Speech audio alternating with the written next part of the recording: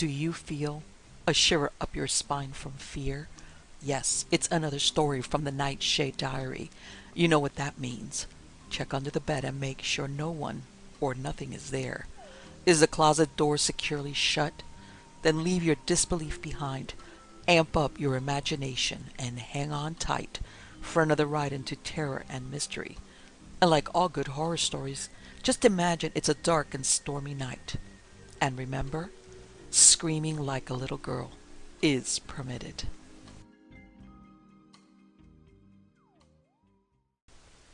Only a Dream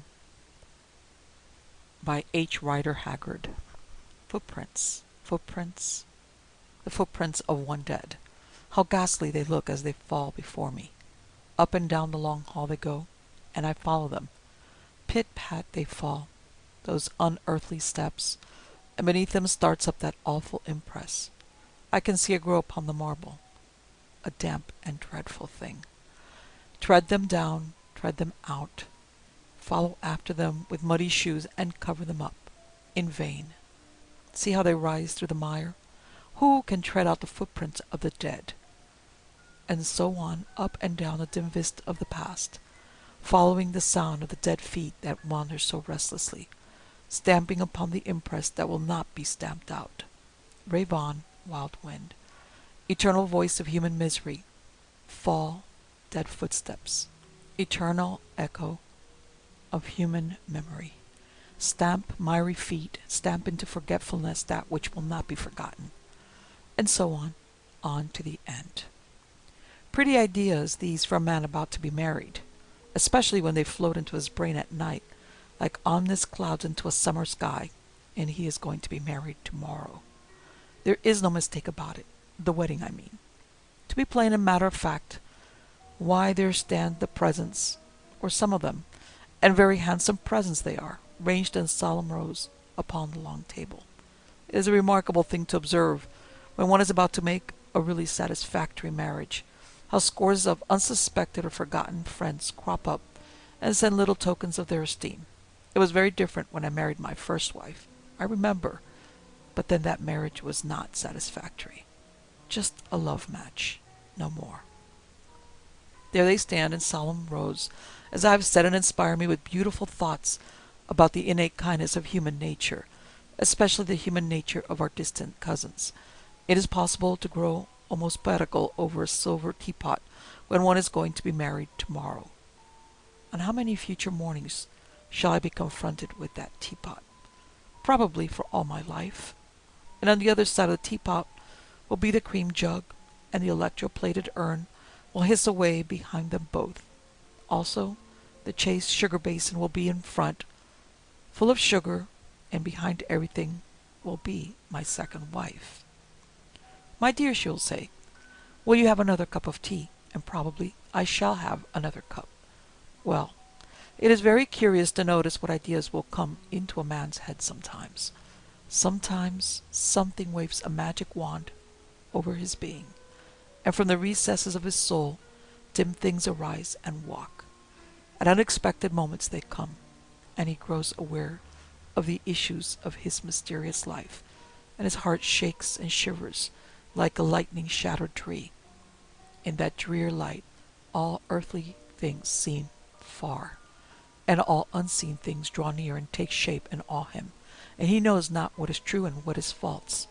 Neither can he trace the edge that marks off the spirit from the life. Then it is that the footsteps echo, and the ghostly footprints will not be stamped out. Pretty thoughts again, and how persistently they come. It is 1 o'clock, and I will go to bed. The rain is falling in sheets outside. I can hear it lashing against the window panes, and the wind wails through the tall wet elms at the end of the garden. I could tell the voice of those elms anywhere. I know it as well as the voice of a friend. What a night it is. We sometimes get them in this part of England in October. It was just a night when my first wife died, and that is 3 years ago. I remember how she sat up in her bed. Oh, those horrible elms, she said. I wish you would have them cut down, Frank. They cry like a woman. And I said I would, and just after that she died, poor dear. And so the old elms stand, and I like their music. It is strange thing.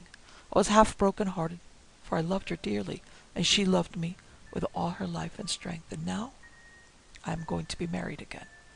Frank, Frank, don't forget me. Those were my wife's last words. And indeed, though I am going to be married again tomorrow, I have not forgotten her, nor shall I forget how Annie Guthrie, whom I am going to marry now, came to see her the day before she died. I know that Annie always liked me more or less, and I think that my wife guessed it. After she had kissed Annie and bid her a last good-bye, and the door had closed, she spoke quite suddenly. "There goes your future wife, Frank," she said. "You should have married her at first instead of me. She is very handsome and very good, and she has 2,000 a year. She would never have died of a nervous illness." And she laughed a little, then added, "Oh, Frank dear, I wonder if you will think of me before you marry Annie Guthrie. Wherever I am, I shall be thinking of you." And now that time which she foresaw has come, and heaven knows that I have thought of her, poor dear. Oh, those footsteps of one dead that will echo through our lives, those women's footprints on the marble floorings, which will not be stamped out. Most of us have heard and seen them at some time or other, and I hear and see them very plainly tonight. Poor dead wife, I wonder if there are any doors in the land where you have gone, through which you can creep out to look at me tonight. I hope that there are none. Death must indeed be a hell if the dead can see and feel and take measure of the forgetful faithlessness of their beloved. Well, I will go to bed and try to get a little rest. I am not so young or so strong as I was, and this wedding wears me out. I wish that the whole thing were done or had never been begun." What was that? It was not the wind, for it never makes that sound here, and it was not the rain, since the rain has ceased its surging for a moment, nor was it the howling of a dog, for I keep none. It was more like the crying of a woman's voice. But what woman can be abroad on such a night, or at such an hour, 1:30 in the morning? There it is again, a dreadful sound, and makes the blood turn chill, and yet has something familiar about it. It is a woman's voice calling round the house. There, she is at the window now, and rattling it. And great heavens, she is calling me. "Frank! Frank! Frank!" she calls.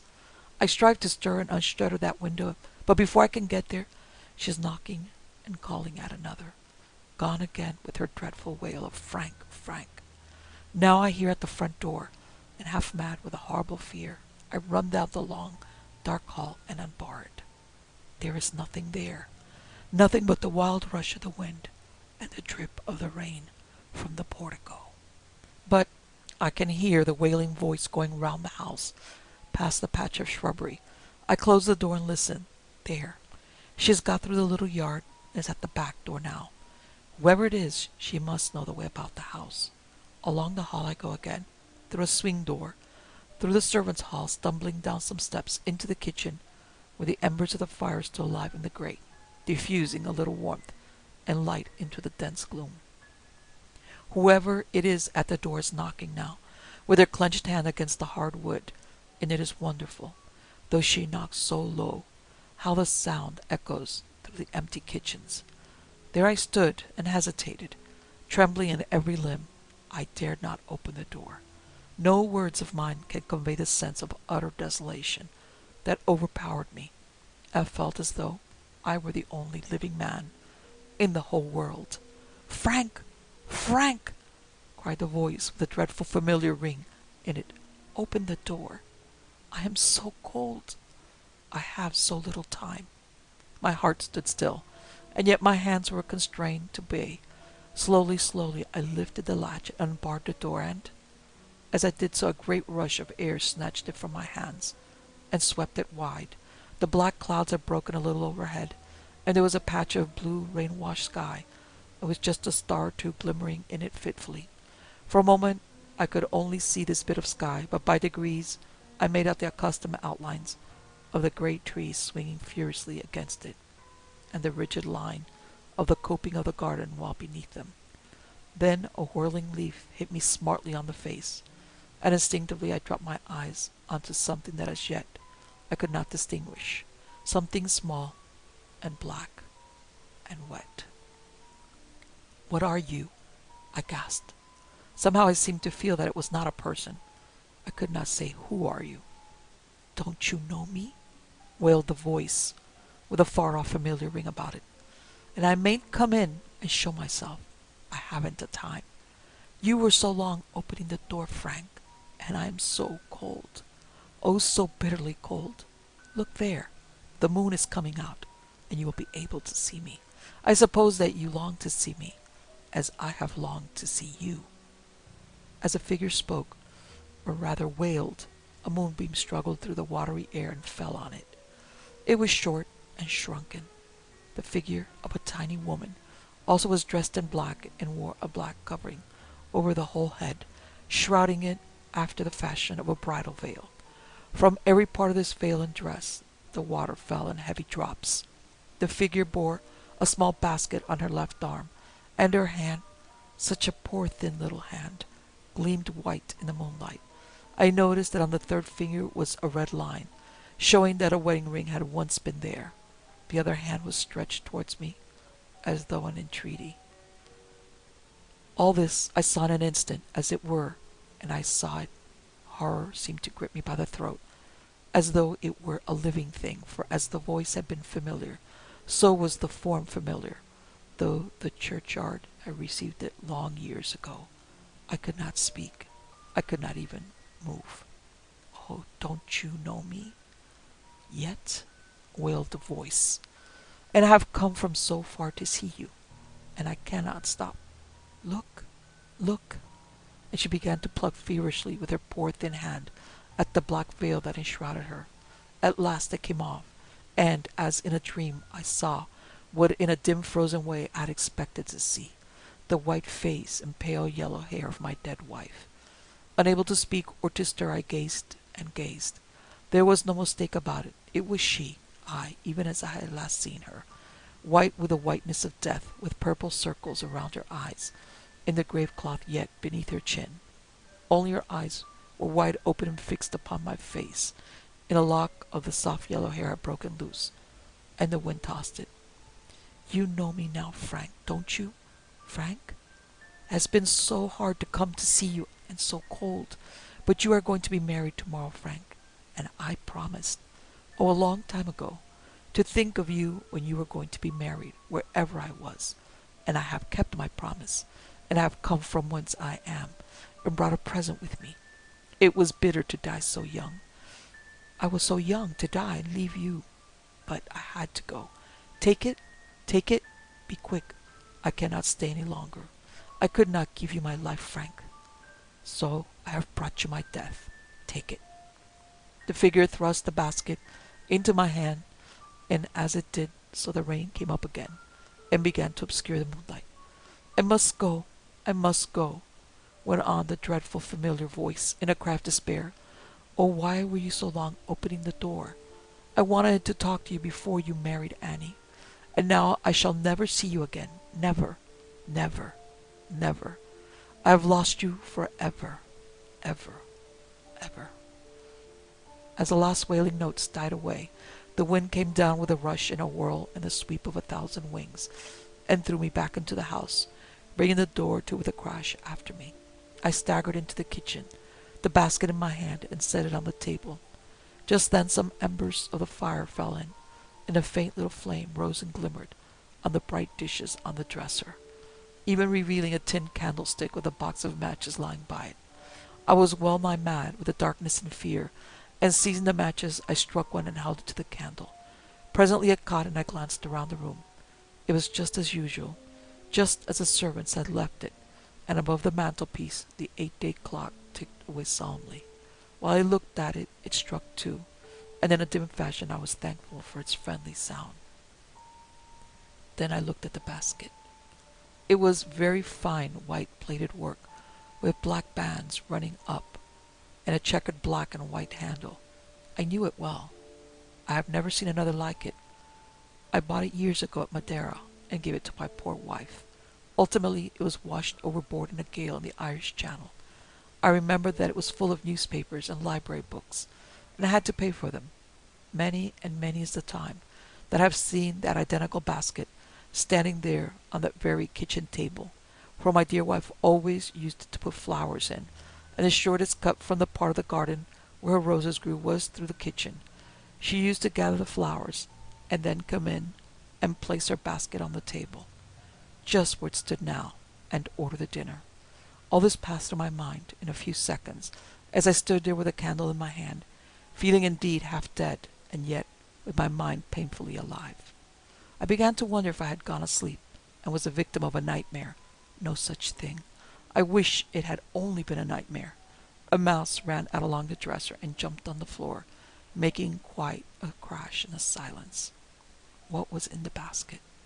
I feared to look, and yet some power within me forced me to it. I drew near to the table and stood for a moment listening to the sound of my own heart. Then I stretched out my hand and slowly raised the lid of the basket. I could not give you my life, so I have brought you my death. Those were her words. What could she mean? What could it all mean? I must know, or I should go mad. There it lay, whatever it was, wrapped up in linen. Ah, heaven help me. It was a small, bleached human skull. A dream, after all. Only a dream by the fire, but what a dream. And I'm to be married tomorrow. Can I be married tomorrow? The Meerschaum Pipe by L.A. Lewis. November 17th. Never having tried keeping a diary before, it will be amusing to see whether I have enough mental energy to go on with it. At all events, my newfound leisure will not give me the excuse of being too busy. The only question about it is, shall I find anything worth recording in this quiet country existence? Well, it pleases me to begin with such a trifle as my own enjoyment in this property I have bought. And after all, I am writing for myself, and not for others.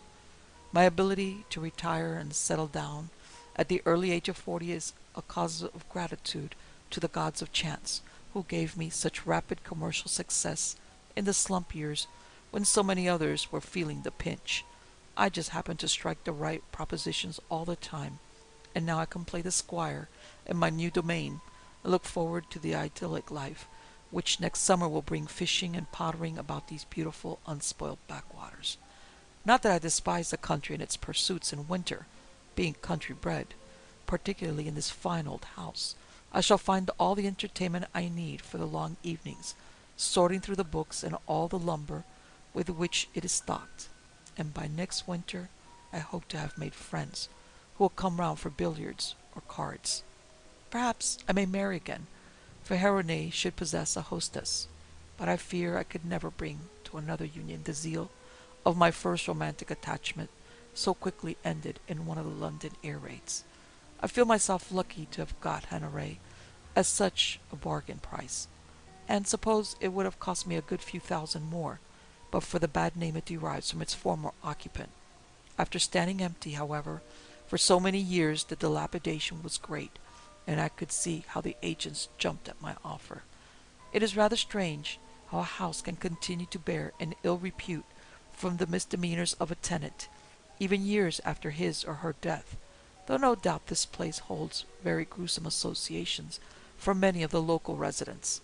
One can excuse Harper his crimes on the grounds of his undeniable lunacy, but his reign of terror, conducted from here, must have been a ghastly period for the neighborhood, especially in view of the shocking mutilations he always practiced. Still, he died long ago in Broadmoor, and it is thought that the ground was cleared of all his victims. I have had the exterior entirely refaced, and I think Haronet may now claim to be purged of his influence. Well, I seem to be rambling on. A good start for the diary, anyway. If I can keep it up. Now I will close for today and spend the rest of the evening looking over my new possessions.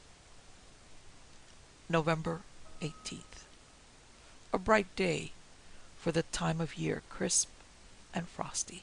Had a call from the vicar, who asked, among other things, if I proposed to join the local hunt. Told him that I was no horseman, but hoped to do a bit of shooting when more completely settled. He then touched on the poor maniac, my predecessor, and I asked him if he thought the dreadful record of the place would affect my welcome in the village. He replied that he was sure the people in the other big houses would soon forget Harper when they realized the hospitality of the new owner and saw how the whole estate had been cleansed of its former unkempt appearance. The villagers, though, would take longer to accept me to their confidence, and I must not be surprised if tradesmen refused to deliver goods after dark, as the grounds of Haronay were popularly supposed to be haunted. He made his exit after inviting me to dinner next week, when he promised I should meet some of my new neighbors at the vicarage. I shall welcome the change from solitude, although my evenings here will not be dull while I have so many of Harper's belongings to look through. He appears to have had no next of kin, which accounts for all the furniture being sold with the house. Before his dementia overtook him, he must have been a man of refinement.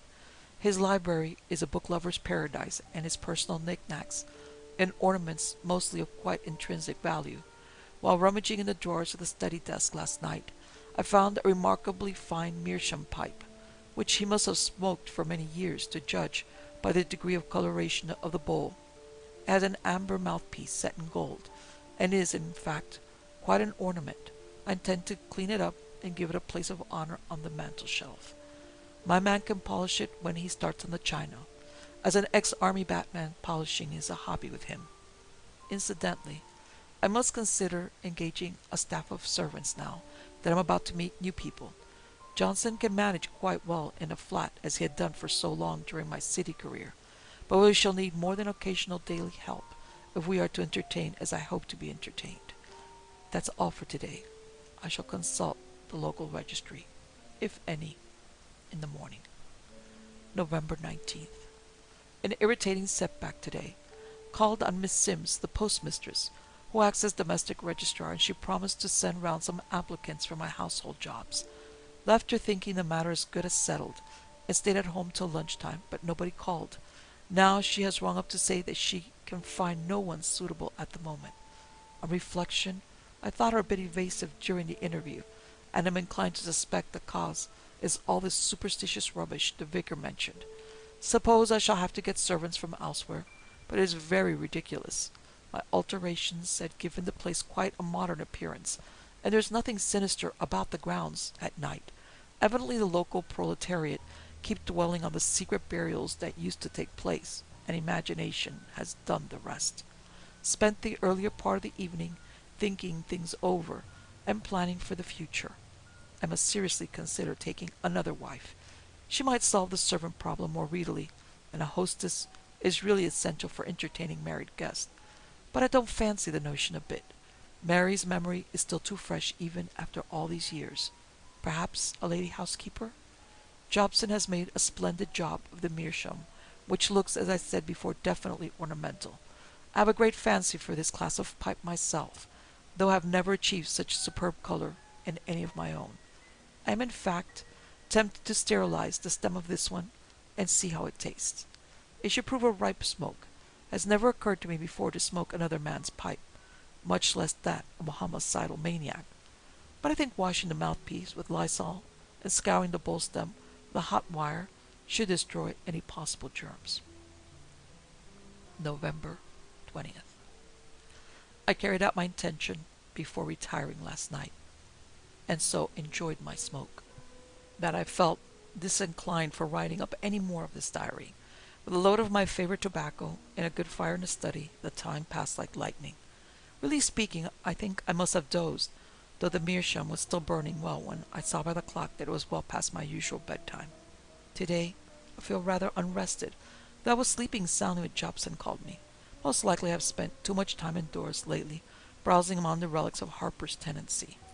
When I am getting daily fresh air and exercise, I never dream, but I am under the impression that my sleep was disturbed last night. Though I cannot recall any details, I shall take a walk around the grounds now and blow the cobwebs away before lunch. Later. My morning walk very beneficial and brightened by parading my new acquisition. Saw the vicar and Dr. Corbett, the local GP, passing my drive gates, and they complimented me on the color of it.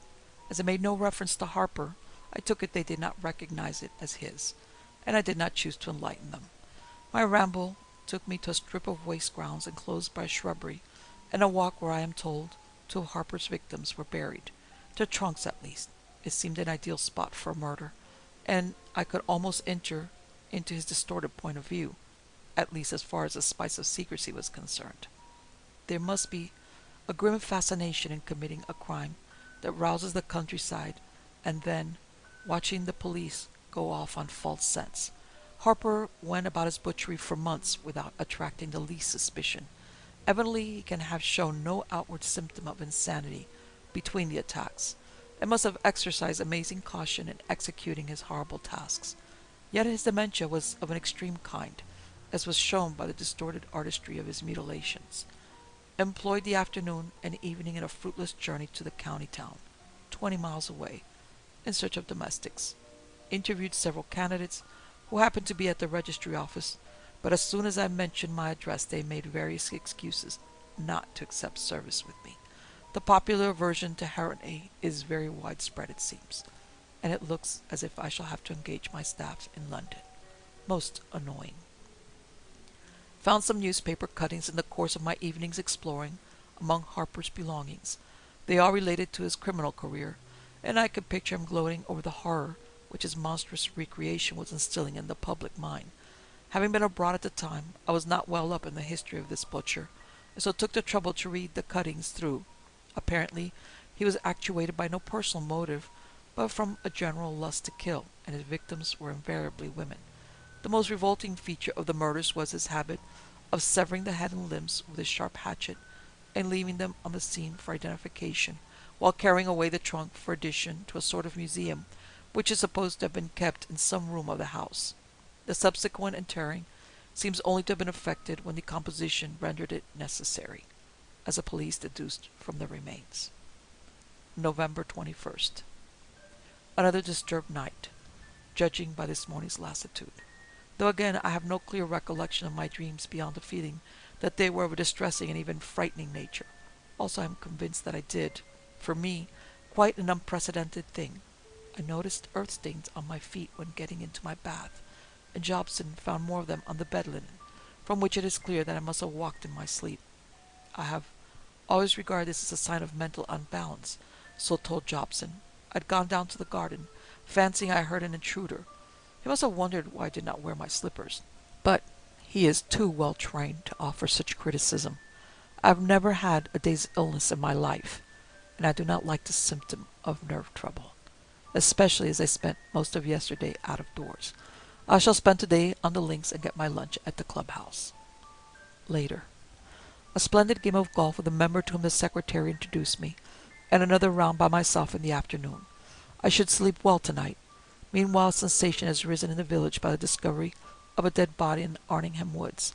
It appears to be a case of murder, the victim being a young girl from a gypsy encampment nearby. The postman told me that her throat had been cut, and that one of the hands severed at the wrist was missing.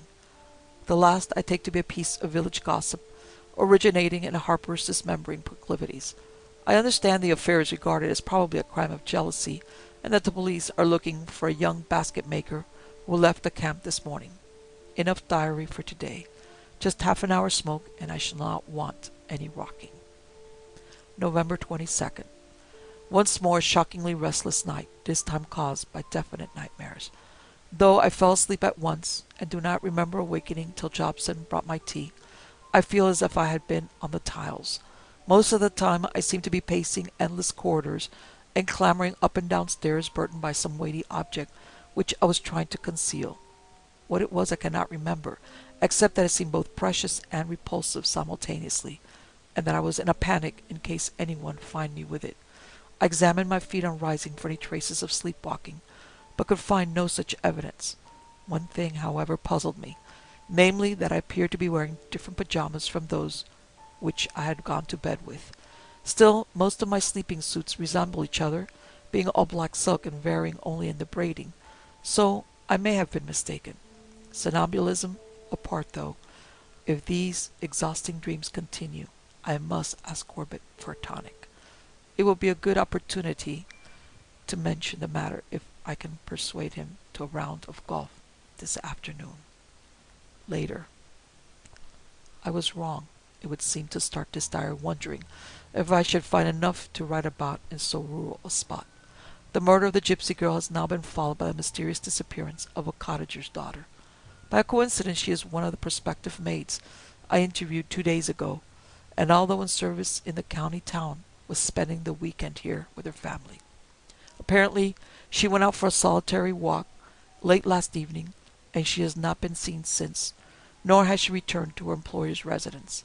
The discovery of bloodstains in a little used lane near the village has, of course, given rise to a crop of ugly rumors, but as none of the girl's clothing or belongings has come to light, I see no reason to connect the two facts. Quite probably a case of elopement. I was about to close my diary for the day when Jobson entered my study in a great state of agitation. He had been taking a moonlight walk in the grounds near one of the boundary walls when he noticed some unusual object in a tussock of grass. Stooping to examine it, he saw to his horror that it was a human hand. As he finished describing the finding of it, he produced the horrible thing from a roll of newspaper and laid it on my desk. When, overcoming my natural revulsion, I inspected it under a powerful reading lamp. Though no student of anatomy, I judged it to be the hand of a woman, partly, I dare say, on account of the cheap and gaudy rings which adorned two of the fingers. These baubles seemed in a vague way familiar, and I supposed that I had seen their wearer at some time in the village. Naturally, I rang up the police without loss of time, and have spent the last hour talking with the inspector, a very capable man who, as a young member of the force, was instrumental in Harper's arrest. He not only confirmed the rumor of the gypsy's hand having been cut off, but positively identified it with Jobson's grim find. He thinks that the basket maker, an unsuccessful suitor, must have taken the hand as a keepsake, and then, fearing to keep so terrible a reminder, have thrown it over my wall in his flight. This theory gives him a clue to the direction in which he was traveling, and the inspector spoke hopefully of an early arrest. November 26. The events of the past few days have occupied my mind to the exclusion of all other matters. My diary has been neglected, and I must recapitulate. So far from rustic uneventfulness, I seem to have landed myself in the middle of a grand Guignol play. A fresh series of crimes, identical with those of my perverted predecessor, has broken out in the neighborhood, and the surrounding country is teeming with police, pressmen, and morbid sightseers. By having the gates locked, I have been able to keep most of them off this property, but I caught two reporters astride the wall near Harper's cemetery yesterday, and had Jobson turn them away. The village is in a state of siege, as no woman will venture out after dark, and even by daylight they go in twos and threes. A rumor that Harper had not died at Broadmoor, but has escaped, rapidly gained ground, and I found myself wondering if this were the case. The police, however, assure me that he died years ago, and that so far from any such escape being hushed up, a warning should be broadcast to all districts. Hard upon the heels of Jobson's discovery of the hand came news of a second mutilation during the ensuing night. The head, arms, and legs of Dr. Corbett's cook was found lying on a tombstone in the churchyard. The torso was missing. The night after, another woman's head and limbs were left neatly piled by the roadside not far from the assembly rooms. They must have been placed there in the early morning hours, as a local dance held there was not over till well after midnight. It is very disturbing to have this dangerous lunatic on one's doorstep, apart from the noisy crowd of sightseers who came to pry around, and even picnic on the site of his crime. To add to all this discord, and perhaps resulting from it, my own health is causing me serious anxiety. It seems impossible for me to get a decent night's rest, even with a sedative that Corbett prescribed. My sleep is constantly broken by the most hideous nightmares, and one of which last night I even dreamt that I was accompanying Harper on one of his nocturnal escapades. The beginning of the dream remains utterly chaotic, but I distinctly remember standing in a field over the corpse of a woman whom he had dismembered. Though I could not see the man distinctly, he seemed to be constantly at my side, compelling me to busy myself, hiding the traces of his handiwork. As often, I believe, happens in dreams, when we do things as a matter of course that are completely foreign to our nature, I felt myself lacking all volition to resist Harper's influence, and in fact quite entering into the spirit of his requirements. I buried the woman's clothes in a ditch, covering them carefully with earth and dead bracken, and arranged parts of the body in a gate, balancing the head on one post and hanging the limbs in a row on the bar. The rest of the nightmare is like a fog photographic plate, save that I repeated my former impression of tramping great distances with a heavy burden, in this instance a nude female torso. Such ghastly dreams must indicate some kind of ill health, and if Corbett cannot stop them, I shall consult a specialist. Later, Jobson has just come back from the village with fresh news, which to me at any rate appears horribly significant. Another woman's head and limbs have been found, balanced on a gate dividing two nearby pastures. Jobson's description corresponds unpleasantly with my dream. Is it possible that I am somehow spiritually en rapport with Harper's ghost through the medium of a common dwelling place? I have never imagined myself in the least psychic. And then, how explain the finding of an actual corpse, or at any rate parts of one, in view of Harper's decease? No, obviously a different maniac, but with similar tendencies, must be at large, and I do not see why the aura of Harper's possessions should bring me in touch with him, unless perhaps there is some malignant elemental native to these parts, which prompts the killings, and which may, to some extent, influence anybody living locally. But this is too wild a speculation. I have never believed in such things. Jobson, by the way, found a telegram for him at the post office telling him of his sister's illness. He is a sterling friend and servant, so I told him that he must, of course, take a few days off to see her. He demurred at first on the ground that I should be unable to get local help, but I could see he really wanted to go. He has accordingly left to catch a late train, and I have the house to myself. November 27th. Another outrage last night, and another nightmare for me. This time it is Miss Sims, the postmistress, whose remains were found on her own counter by her daily help, who arrived to an early tea at 7 o'clock. The unfortunate woman can have had no chance to resist her attacker, as though she had neighbors on both sides. No outcry was heard. The trunk, as usual, had been carried off. Whether my nightmares had again any connection with this crime, I cannot recall. I am only aware of the sensation to which I have now grown accustomed, of carrying things about and of being a fugitive. Towards morning, however, I had an amazingly vivid dream, to the effect that I came down the stairs from an upper floor I present disused, entered the bedroom, and carefully washed my hands and feet at the bathroom, without for some reason turning on the light. This recollection came back as soon as I opened my eyes, and being convinced that I had been guilty of actual sleepwalking on at least one previous occasion, I went at once to the bathroom to look for traces of my suspected earlier visit. But nothing turned out to be disarranged, and I was left in doubt until, after preparing and eating a light breakfast, I decided to explore the upstairs rooms. One of the first things to catch my eye was a black tassel, similar to those of my pajama girdles, projecting from under a locked door. I remembered having seen the key to this door hanging in a cupboard under the main staircase, but on going to get it found it had disappeared, and I am now forced to a conclusion that I hate to face. Apart from the evidence of somnambulism, which in itself I resent as a weakness, I cannot overlook the connection between my dreams and the night butchery that is being enacted. Is it conceivable that in my sleeping state I have been actually present at one or more of these murders? An even dreadful thought, handled the dismembered cadavers? My whole mind shrinks from this theory, but it is otherwise hard to explain the subconscious urge to wash, the locking up of a possibly stained pajama suit, and the hiding of the keys. Good God, I must be under hypnotic suggestion, and if I am seen and recognized in this state, I shall be thought guilty of the actual crimes themselves. It has occurred to me that my bad nights may be due to excessive smoking, for I have lately been inseparable from my, or rather Harper's, meerschaum. To test this, I shall abstain from it tonight, and make do with a couple of cigarettes. November 28th. It is finished, and the meerschaum pipe is burnt in the largest fire I could build into my grate. I only write this last page of my diary for the sake of my next of kin, to assure them that, whatever my own condition, there is no hereditary stain. The pipe alone was to blame. When my writing is done, I shall go out into the grounds and shoot myself under God's clean daylight sky. I stuck to my intention of smoking nothing stronger than cigarettes, and for the first time in a week passed the early hours of the night in untroubled repose. Later, however, the restlessness must have returned, for a falling log awoke me to find myself sitting by the study fire, smoking the meerschaum. As I came to full consciousness, I experienced the sudden waning of an abstract horror.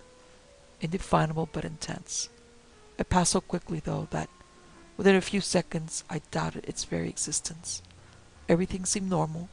The room was still comfortably warm, and I felt too wide awake to seek my bed at once. Instead, I said aloud and quite cheerfully, "Well, if my sleepwalking only brings me down here for a smoke, there's no great harm done." And as the meerschaum was drawn satisfactorily, I decided to sit up and finish it. If only I had suspected and burned the damnable thing then. An habitual smoker always derives a soothing effect from puffing at a pipe, and it was the marked superiority of the meerschaum in this respect that had attached me to it so strongly. Now, within a few moments, so pleasant a drowsiness crept over me that I heaped more logs on the fire, determined to finish the night where I sat rather than risk finally arousing myself by a journey back to bed. But if sleep came back, and it did heavily, it was not the revitalizing, dreamless slumber that I wanted, but a fantastic string of the disjointed nightmare scenes in which I was constantly hunted from place to place by unseen pursuers and carrying in my arms a naked torso. At length, these visions gave way to a sort of silent, oppressive darkness, and that in turn to pictures of my own earlier life, so that I shook off the menace of the former and looked happily at sane and wholesome things. I forgot that Mary had long been dead, and thought that she lay beside me in our old room at Hampstead. She was asleep, to judge by her quietness, and I had just awakened, but she lay very still in my arms. I bent my head forward, tried to touch her face with my lips, but it eluded me, and with an effort I opened my eyes. I was back in my own bed at Harenay, and of course there was no face on the pillow beside me.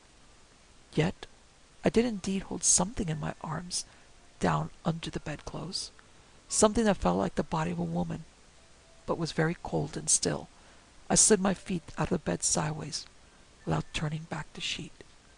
The missing bunch of keys lay on my pedestal cupboard, but I shall not belatedly explore that upper room. I know too well what it contains.